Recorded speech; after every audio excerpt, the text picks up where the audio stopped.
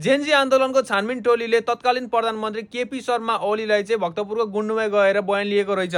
साथीहरू यो त भयो एउटा न्युज होइन। अनि मलाई चित्त नबुझेको कुरा चाहिँ के भन्दा जुन व्यक्तिलाई चाहिँ 3.5 करोड नेपालीले चाहिँ हत्यारा सम्झेको छ, हुन्छ नि त्यत्रो भाइ बहिनीहरूको बच्चाहरूको चाहिँ होइन ज्यान लिने एउटा चाहिँ राक्षस सम्झेको छ, त्यही व्यक्तिलाई चाहिँ अहिले हाम्रो अन्तरिम सरकारले आफू बाटोमा बोलाएर त्यही तरिकाको ट्रिट गरेर चाहिँ बयान लिनु साटो उल्टै डराएर भक्तपुरको गुन्डुमा गएर चाहिँ बयान लिनुपर्ने जरुरत चाहिँ के थियो?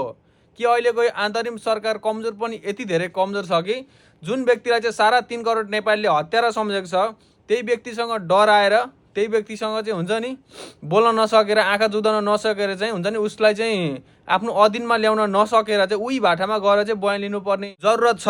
तपाईहरुलाई के लाग्छ साथी? आफ्नो मनको कुरा चाहिँ तल कमेन्टमा लेखिदिनु होला अहिलेको अन्तरिम सरकारको बारेमा र अहिले जुन चाहिँ अहिले न्युज आएको छ नि बाहिर केपी ओलीलाई बयान लिनको लागि चाहिँ गुन्डुमै जानु पर्ने हैन, भक्तपुरको गुन्डुमै गएर चाहिँ बयान लिएको भन्ने जुन न्युज आइछ यो प्रति चाहिँ हजुरहरूलाई चाहिँ के भन्नुलाई चाहिँ तल कमेन्टमा छोडिदिनु होला र यी भिडियो मन परेदेखि चाहिँ अरूलाई पनि शेयर गरेर हामीलाई यस्तो यस्तै न्युजको लागि फलो गर्नु होला। न्युज भन्दा नि यस्तो यस्तै भिडियोको लागि फलो गर्नु होला।